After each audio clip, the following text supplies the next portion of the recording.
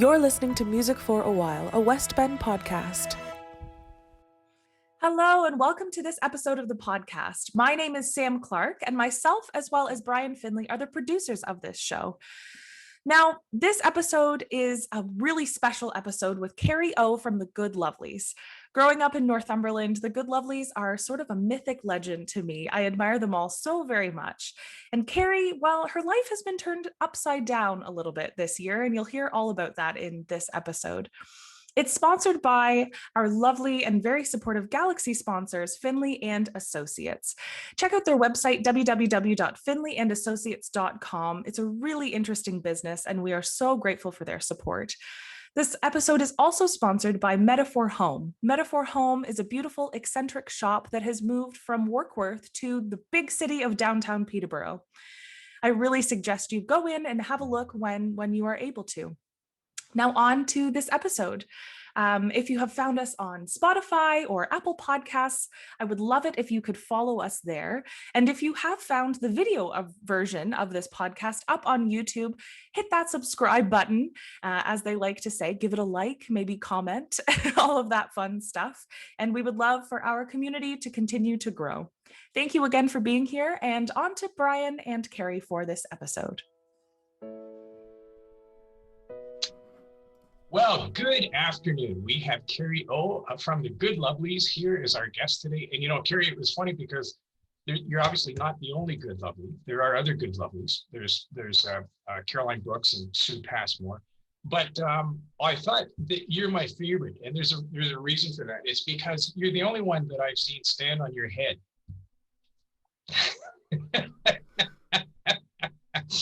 And I just wanted to start by asking you, what's the perspective from standing on your head? I know you're a real fan of standing on your head, and I know it's becoming quite a regular habit. So what's going on?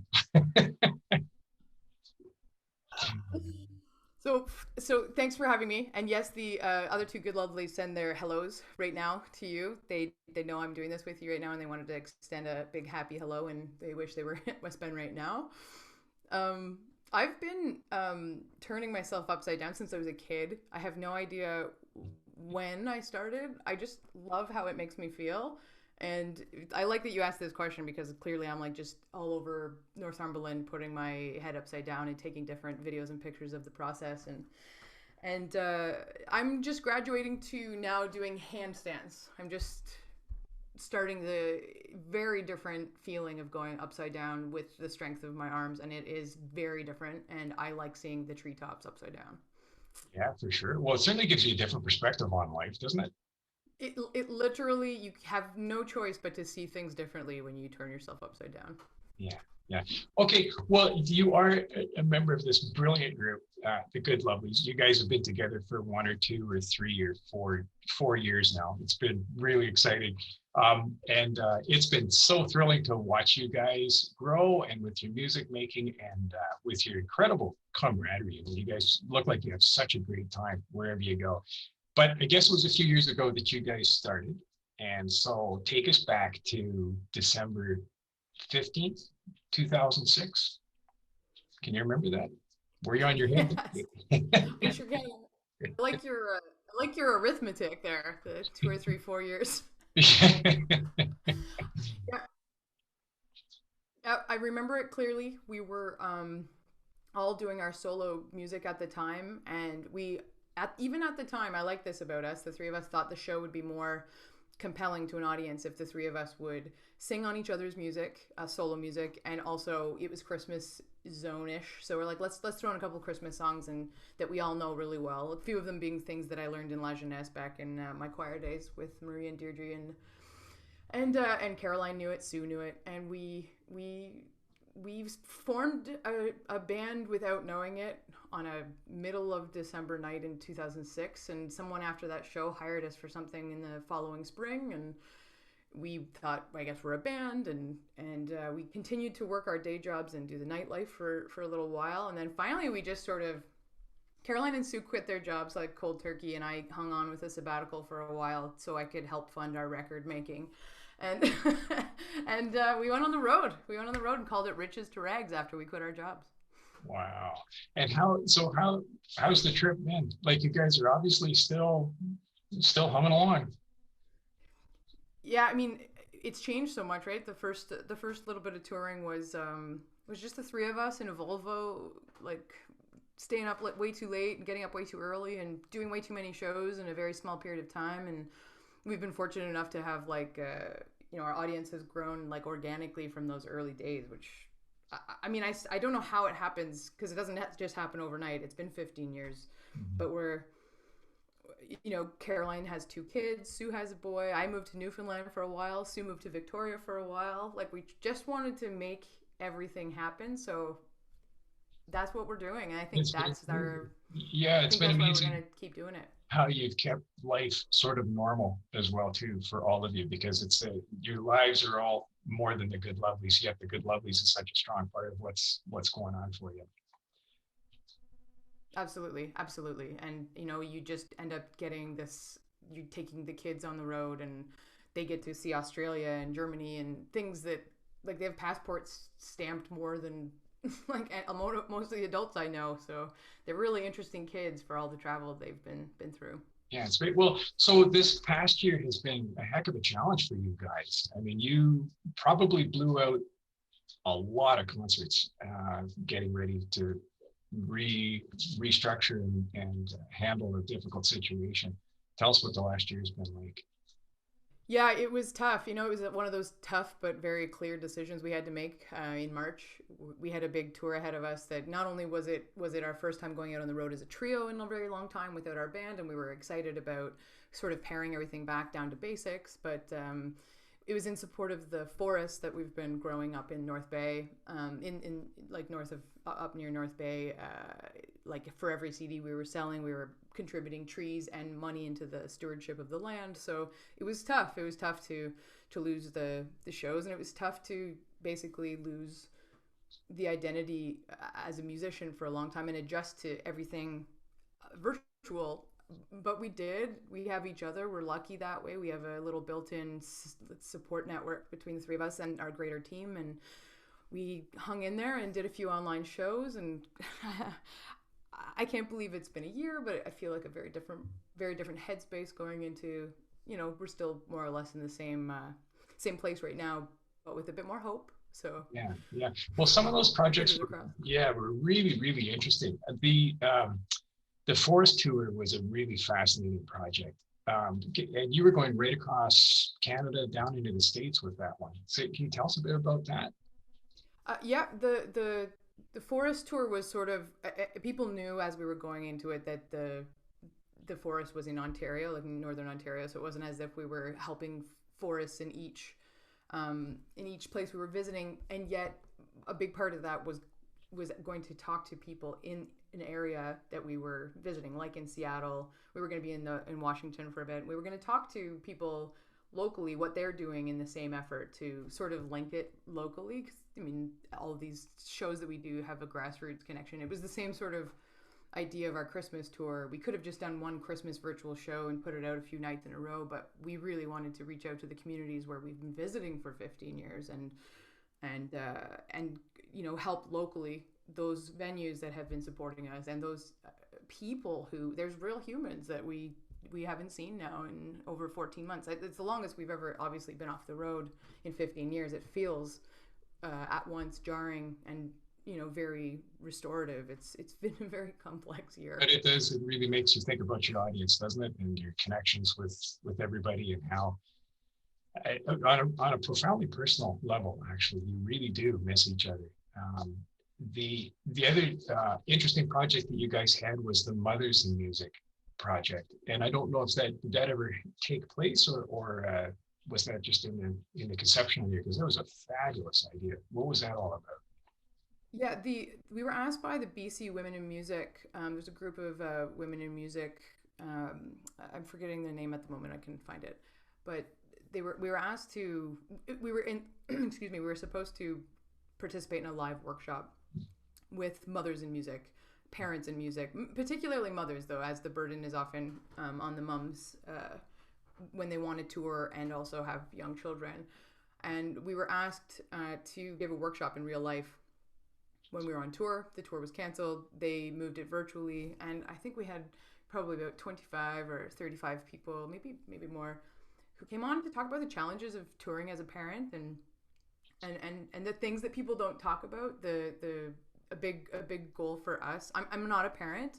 I'm an aunt, and I'm I'm a mom adjacent. I'm one of the big supporters of people who want to be parents and also want to tour their music. I think that it should be more acceptable. So we went through a lot of challenges with getting presenters and venue owners. Some people would just embrace it and set up a pack and play in the green room for us, and there were people who resisted it and thought there was, there should be no place for children. And we were a band of 3 women. We wanted to normalize women in music instead of just giving up and going home. So that's what it was about, and it was just a one-off workshop, but very valuable friendships and relationships came with that. That's very cool. I want to talk to you a little bit more about that in a minute, but it reminds me of early days with Donna and myself touring as a young family as well too, with our young children, and how you do find different people. Some people would just take the babies and just bounce them along as you did your performing, and some would sort of raise eyebrows and so on. So it's quite a mix, and it's quite tough, but it's part of being human. And I think it really, it brings so much to the musical experience and to the whole thing. And audiences certainly can relate to that. It's interesting.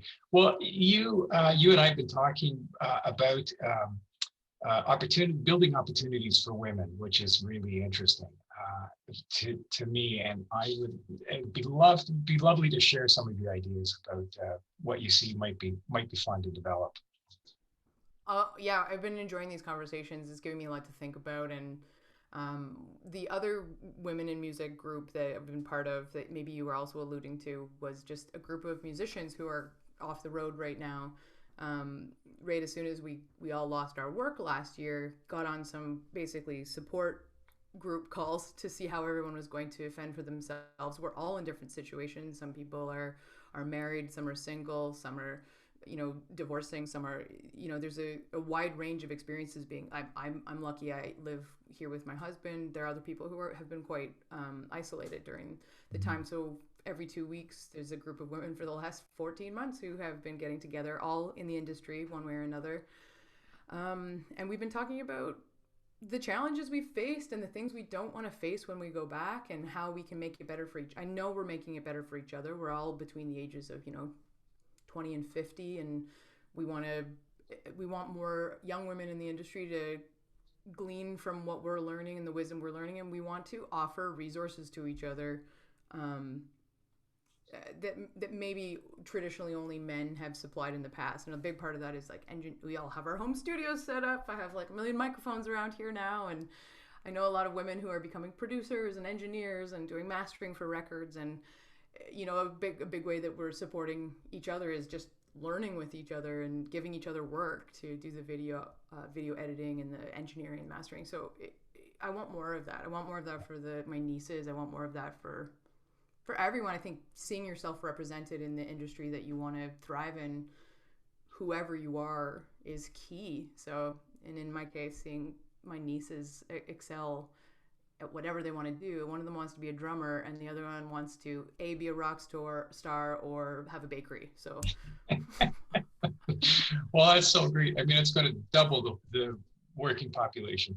Just to involve that whole thing. It's just so exciting, and there's so much potential and fun stuff to discover down there. And I'm sure you've come up with a lot of topics amongst the 3 of you, over the years about what needs doing and what you'd like, what sort of support you'd like. So that's great. Let's talk about, in addition to the Good Lovelies, you are also Kerri Ough, apparently, which is very exciting. I think that, I think that's an extension of the fact that the band is its parts as well as the sum of its parts, which is a really, really exciting thing. You all do fascinating things, and you're all interesting artists, like the paintings on the walls behind you, for example, which are kind of fun. So tell us a little bit about Kerri Ough, because I have to, and also before you start, I have to tell you how much I love Beautiful Day. I think it's a fantastic song. It's just and it's a beautiful video. Anyway, so tell us about Kerri Ough. Thanks, Brian. That means a lot to me. I I made those 2 music videos for my solo record when I was still living in Newfoundland with this great photographer, videographer named Tom Cochran, not that Tom Cochran, a different one. And he, the day that we filmed Beautiful Day was the day that we discovered and found out that we'd be moving back to Ontario. So it was a bittersweet moment of coming home, but leaving this place I'd called home. So I watched that video and I can remember exactly the feelings going through myself, my husband. So so I put out a solo record in the midst of like a little bit of a down period for the band, and then this pandemic hit. So it's same. Everything right now is about everything right now, because we haven't been physically together in a room. I can't have Caroline and Sue right here with me. We've been doing a lot of this. So they're in their homes, I'm in my homes, and this sort of virtual stuff we've been doing over the last 4 months has been a lot of solo expression. And it's something we don't do on stage. We sing always as a band. So there's been something really special about having the experience of performing for Caroline and Sue, and having Caroline and Sue perform, and me in the audience, and watching these 2 of my favorite songwriters in Canada play. So as we all do these solo whatever, and in my case it was a record, and I was touring with my very dear friend and like incredible multi-instrumentalist Christine Bougie. I was just getting started, and I'm still excited to get back and get those songs out there. And in the meantime, I'm just gonna make music videos for everything, because that's something I can do by myself here. So gotta keep like all the baskets with some eggs, so I don't freak out. Yeah, no, that's wonderful. It's just so great. Well, I mean, you guys have not been inactive for this pandemic. It's been amazing to see what you guys have done. It's just like you're just like a plant that has to grow no matter what's going on. I think it was really your Christmas show went viral, right? Which was very, very exciting, and you had such a cool conception for how that show was put together. Can you talk about that a little bit? Involving the communities and stuff. Yeah. The Christmas tour was an important one for us. It has become accidentally our ritualistic touring time. Like the guarantee will go out. Years ago, we were the musical guests on the Vinyl Cafe's Christmas tour, and it was the only year we hadn't done our own Christmas tour. And so many of our fans now came from that exposure, by that experience. So we knew somehow we had to bring it to life for this pandemic, not just for us. It wasn't about it wasn't about the commercial part. It wasn't about, I don't know, it was so strange. We wanted to hire our team of musicians like normal. We wanted to employ them for 14 gigs, and we wanted to be in a room together as safely as possible, plexi and all. And we wanted it to feel like we were visiting London, like we were going to Ottawa, like we were playing Northumberland, and we even did Australia and the UK, and as a result of trying to do, I think we ended up doing, I want to say 14 shows, but it may have been 10 or 12.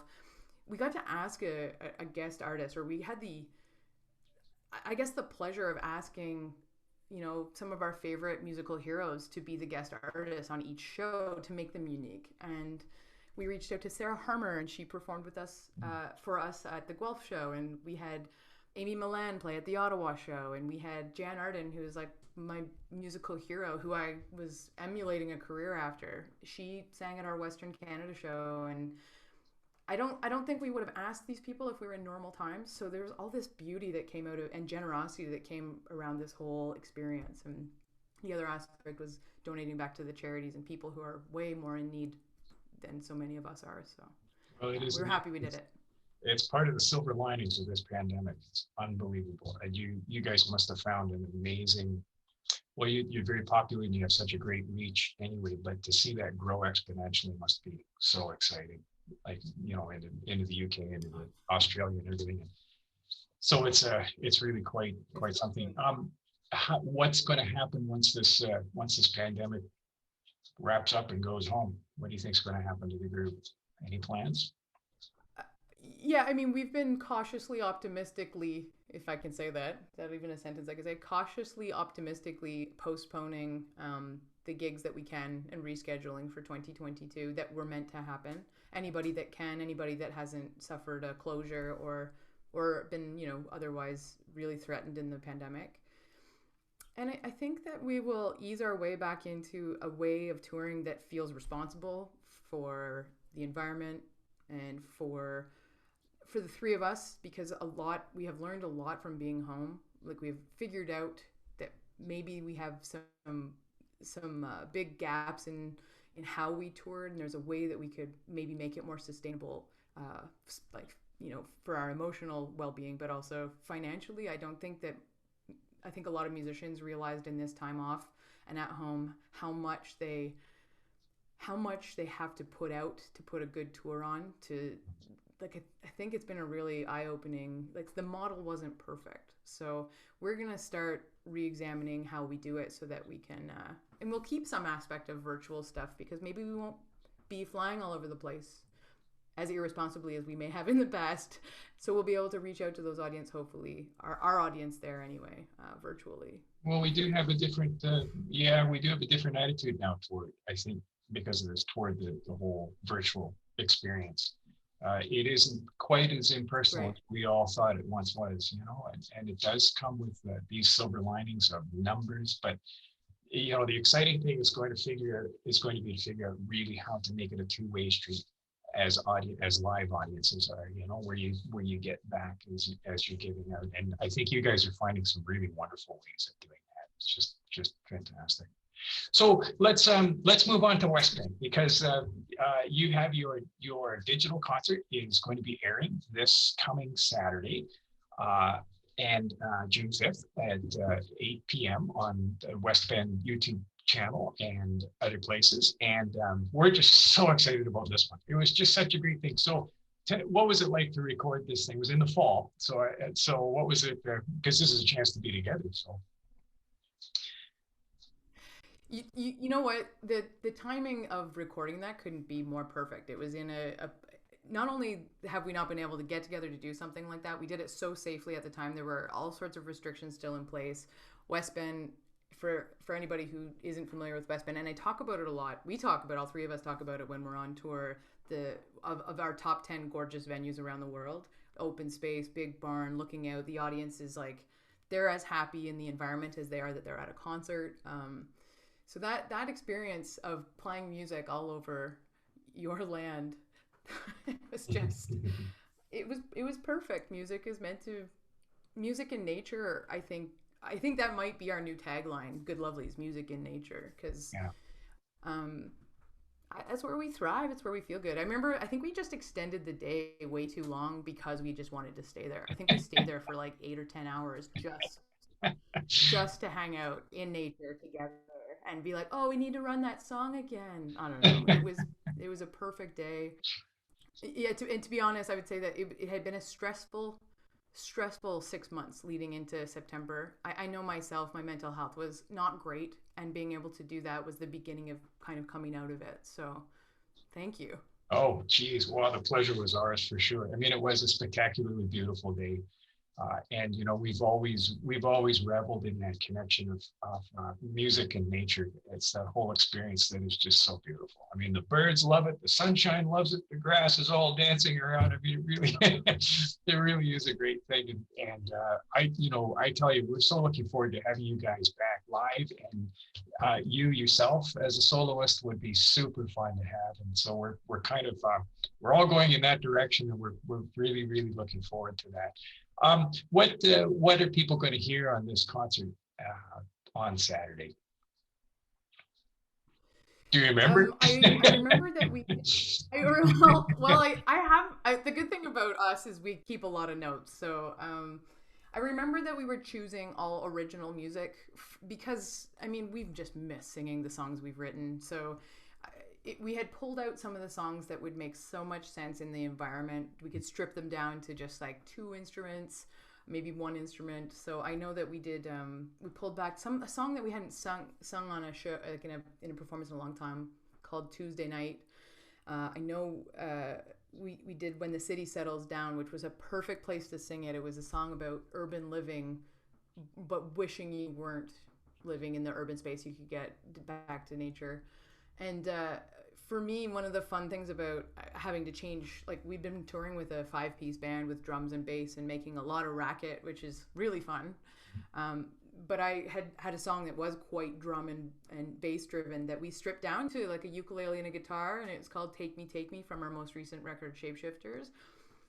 And I know there's 3 others that I'm pretty sure we did, but I don't want to get myself in trouble in case I'm misnaming. Well, it sure is. It's hard to be in a bad mood when you play the ukulele. That's all I can say. I mean, it really is just such a happy instrument. So it's a great concert. We're looking forward to it. So it's coming up again. We're premiering it on June 5th, this coming weekend. And it will be living on the website for quite some time afterwards. So even if you can't tune in on June 5th, it's going to be there for quite a while. So, and that is a great thing.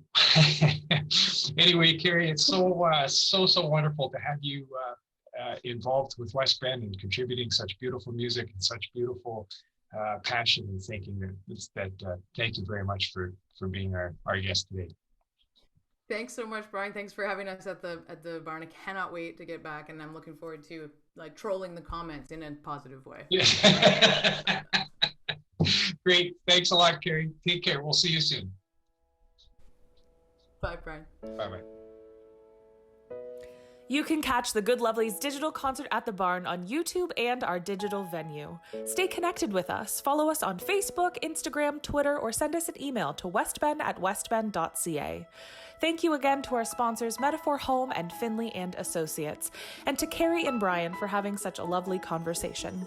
We hope you're having a great day. We can't wait until we can gather again and listen to live music at the barn. But until then, you can find us at westbend.ca.